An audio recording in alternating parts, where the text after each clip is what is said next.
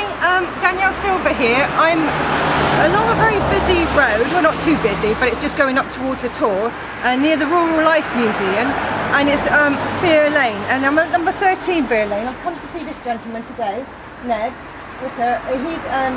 He's a medical herbalist and he lives in Glastonbury. He practices from his home.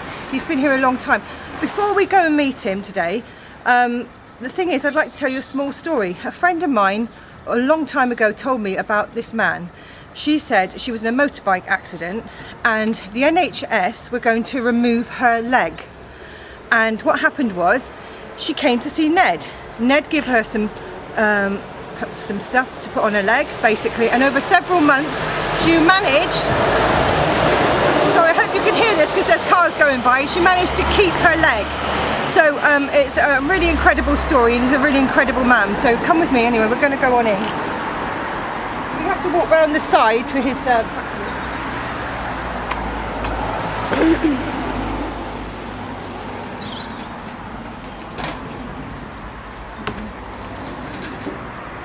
Hi Ned. Hiya. Hi. You come on through, we're coming through. He practices from 13 Beer Lane. Would you like to sit here? Yeah. Maybe, I don't know, it might be better here because we're at the same level there, aren't we? Yeah, okay. Easier. Okay. I'll fall asleep in that chair anyway. Can you get us in both ways? Yeah, I've got you Okay. both in, Is that fine?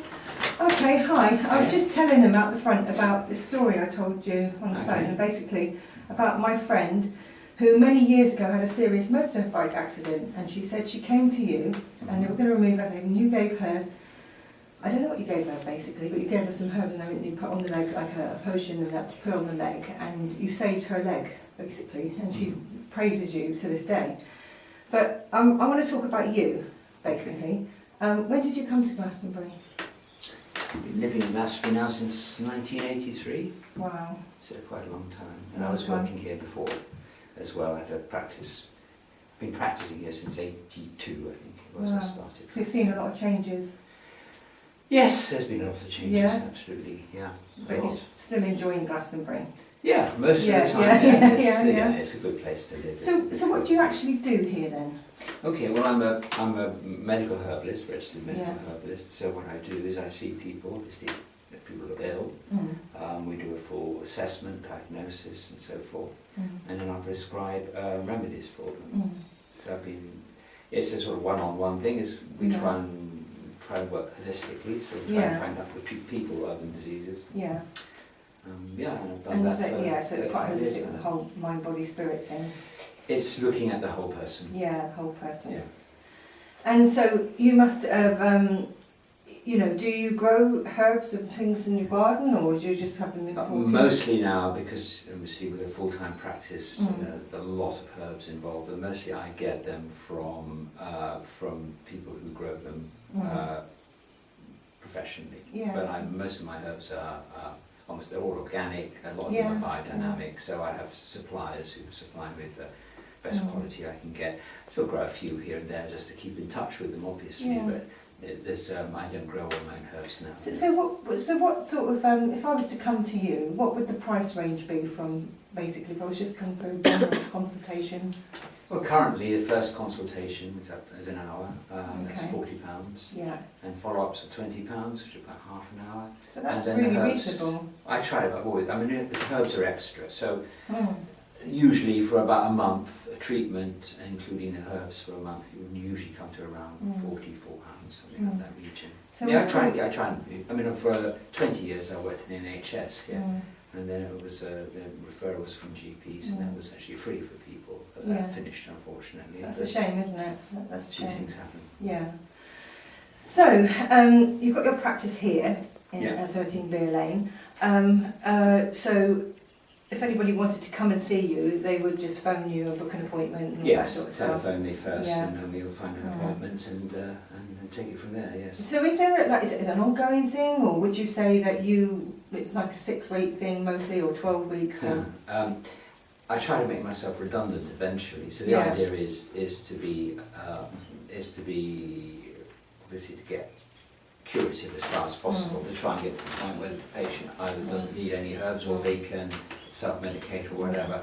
timescale is very, very variable. I mean, most of the people that come to see a herbalist will probably have a fairly chronic condition, fairly long-standing functional disorder.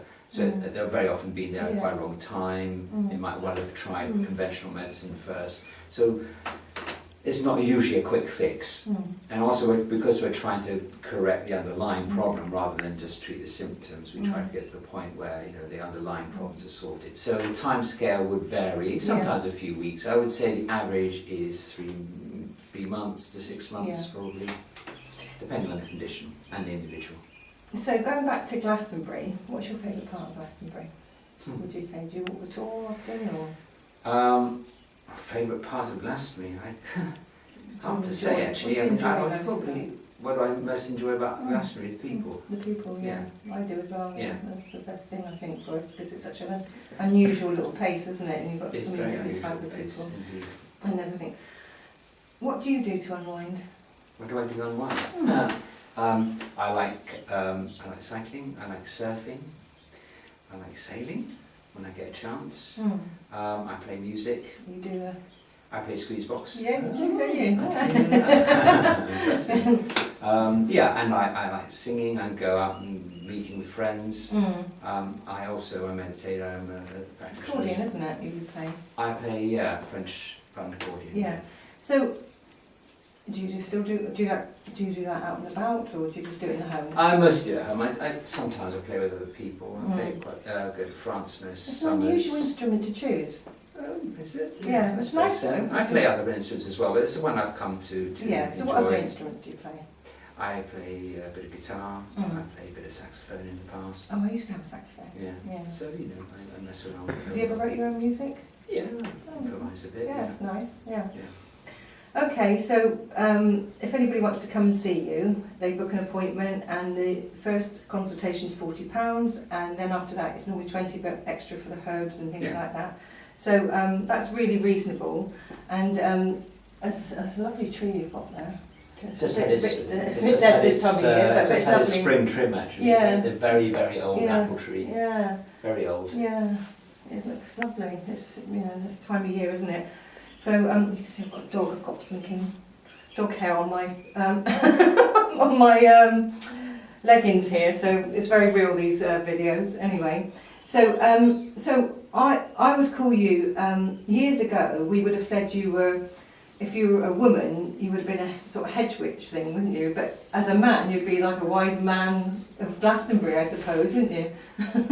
I don't know about wisdom. Wisdom's a lifetime attempt at improvement. I mean, obviously the training now in herbal medicine is very, very intense. It was a full-time degree course now. Yeah. And so obviously there's... And do you have to have a licence to... You don't have to have a licence, no. But I mean, there are anybody. I mean, legally anybody can call themselves what they like these days. So we did have a situation where we were going to be statutorily regulated. That didn't happen. But a qualified herbalist will have trained for at least 4 years, probably have a degree. We'll have mentoring. We have a professional organisation. We have to.